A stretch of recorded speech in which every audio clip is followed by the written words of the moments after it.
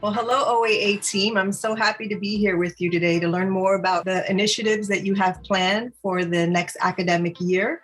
Can you tell me a little bit about your AQ workshops, who they're for, and what the goal is?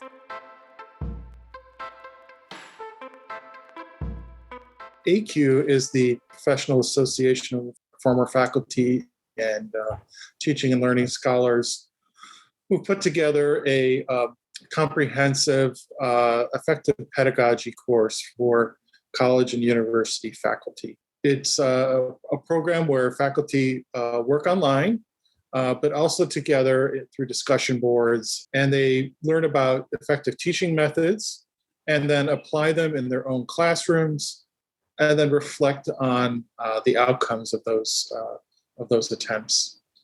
And the results have been fantastic. More than 90% of the faculty who participated found it to be really useful. They all felt like they'd learned a lot, even if they were skeptical going in, and plan to apply a lot of the techniques that they learned in their future courses. One of the things that the AQ workshops focus on is active learning. Techniques are exercises that generate student interaction inside the classroom. And that particular pedagogical technique has been shown to preferentially improve the outcomes for underrepresented minority students in a variety of well-controlled interventions at many types of colleges and universities. And so that's something we're particularly interested in our faculty using in their classroom as a way to help us address equity gaps that we see in especially some of our more difficult courses. Thank you so much. If it's okay to switch gears a little bit now, I'd love to talk about some of the thought that went behind the creation of the new position, our inaugural faculty fellow for diversity, equity, and inclusivity. Can you share a little bit about why that position was created and what was the need you were trying to address? Before returning to my role as the Chief Academic Officer, I had the great good fortune to be the interim president for 2 years while CUNY was searching for a permanent replacement for Diane Call. And towards the end of my second year as the interim president, the country was thrown into conversation because of the murder of George Floyd, and all sorts of protests and issues revolving around police brutality and embedded racism and implicit bias. And I reached out to our faculty of color and I asked for some guidance and for some advice as to how we could position ourselves as an institution of higher education to, dare I say, take advantage of the conversations that were happening and really get ourselves involved in a meaningful way. And I said a meaningful way because I really felt that the time had come to move beyond talk and to embrace task, right? We didn't want to have another town hall. We didn't want to have another vapid statement. We wanted to do something meaningful. And in conversations that I had with Carrie Ann and others, we felt that something meaningful would be the creation of a faculty fellow for diversity, equity, and inclusivity. Somebody who could serve as not just a spokesperson for faculty of color, but also as an ombudsperson, a mentor, somebody who could be a resource, not just for faculty of color, but for the entire campus, to share with us their expertise and their passion for issues of equity in the classroom and beyond. So I made a recommendation to President Mangino even before she arrived. This is no joke. Less than 48 hours after she was appointed by the Board of Trustees, she and I had a phone conversation where I told her that I was intending and I hope that she would support the creation of a position such as the Faculty Fellow for DEI. And she was all in immediately and gave me some good advice as to how we might want to structure the position. And we can't be happier with really the contributions that Dr. Smith has made, not just to OAA, but to the campus at large. Carrie Ann, would you like to speak perhaps about your experiences? Sure, Tim. Thank you so much for that and for creating the position. It's been quite a ride. My experience in OAA has been remarkable. I say that I will sound like a sycophant. I say it all the time. It's been remarkable because I think what's the hallmark of the creation of this position is that their support. The position was designed to be an 18-month position, and Professor Smith has finished her first semester. So I'm curious to know a little bit about what you've learned and how maybe the experience has been different from what the expectation was. Anything surprising? Okay, I'll jump in. All right. I'm surprised by how perhaps blind I was or ignorant I was to the concerns of faculty of color. I was surprised to hear the level of discomfort, and that's a word that I'm choosing delicately, that my colleagues had experienced. There was, and I suppose there still is to a certain degree, a legacy of silence, a legacy of discomfort when talking about issues of race. And if nothing else, the fact that we're now having open conversations, that the president has appointed you as executive advisor for equity, that the president has supported what OAA is doing with Dr. Smith and a new fellow who'll be joining us in September, a fellow for student success, who's going to be focused on achievement and equity gaps. The fact that we now are able to have open conversations about difficult situations, I think speaks volumes about the culture shift and the way in which we as an institution have embraced equity. It's at the center of every decision that we make, as well it should be. And I was really just surprised at the level of anxiety that our faculty colleagues of color endure, and the level of solitude in which they did their work.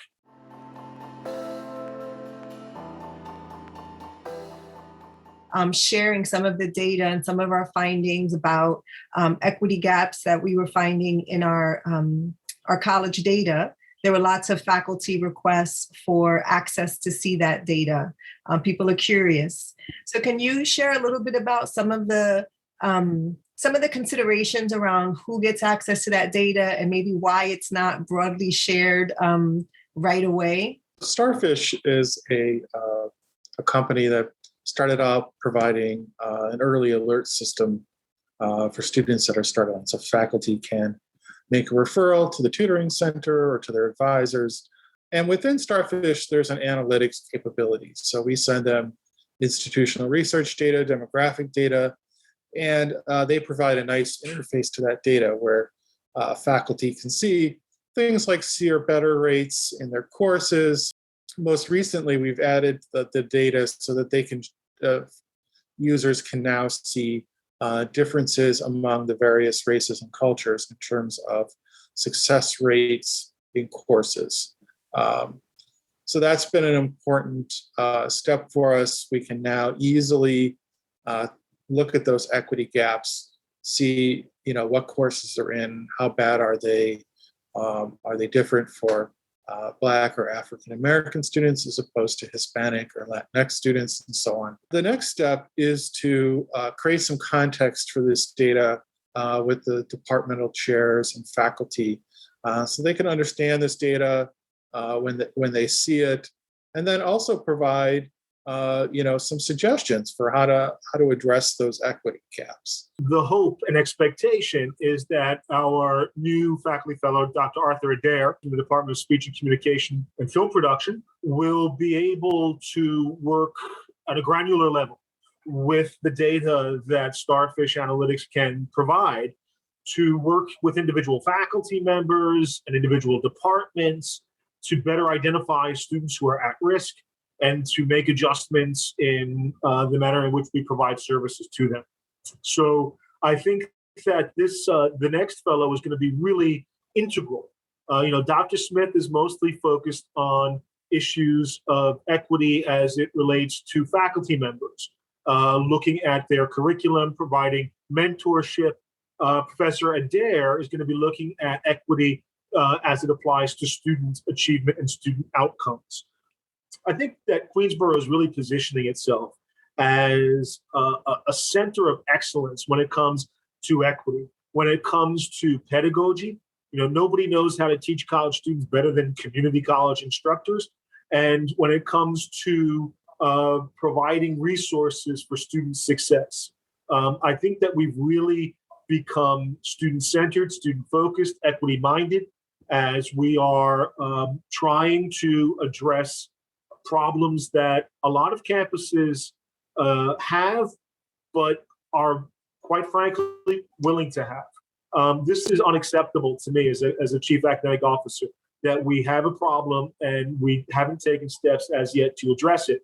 So, I'm all in on making sure that these achievement gaps and these equity gaps are addressed, both from a student support perspective and from one of providing faculty with the resources and the support that they need to better engage our students.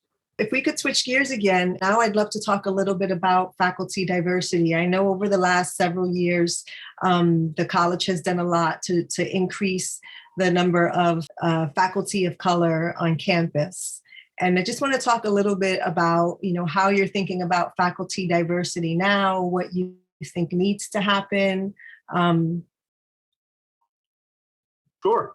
Over the last, I've been here 4 years now, and over that time period, we've made strides in increasing our faculty diversity.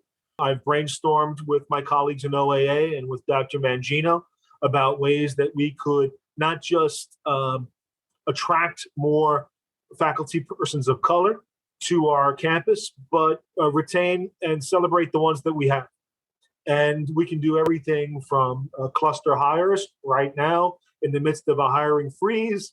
That's going to be difficult. But I think just some of the things that we've done in the very short period of time that Carrie Ann has been an integral member of OAA will allow us to attract and retain faculty of color at a level that we have never been able to experience. Carrie Ann has put on a series of workshops with guest lecturers geared to our faculty of color. There's now a more formal mentorship program that is being housed in OAA. We had a long way to go, but we're making strides, and I'm pleased with where we're headed. Carrie Ann? Yeah, it's perhaps, if I could choose, Tim, I think this part is my favorite part of my 3 charges, right? The other 2 don't involve people as much. So, it's just, it could be, I just love this part, okay?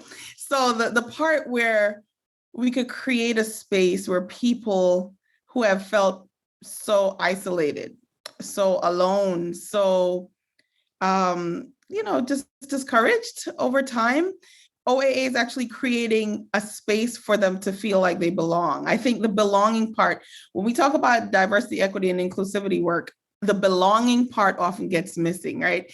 Because you can include me and I don't feel like I belong. That whole concept of, diversity is who comes to the party, and then inclusivity is who gets to dance. But the belonging part is when your music is being played. I could be on the dance floor dancing salsa and I don't know how to dance salsa, right? But play some reggae and now we're good, right? So I've been welcomed at Queensborough, but also still, I have had a great experience in some cases where I can do things here, but it doesn't mean I always belonged, right? And the fact that we could create a space where people could feel like they're part of the community is really important.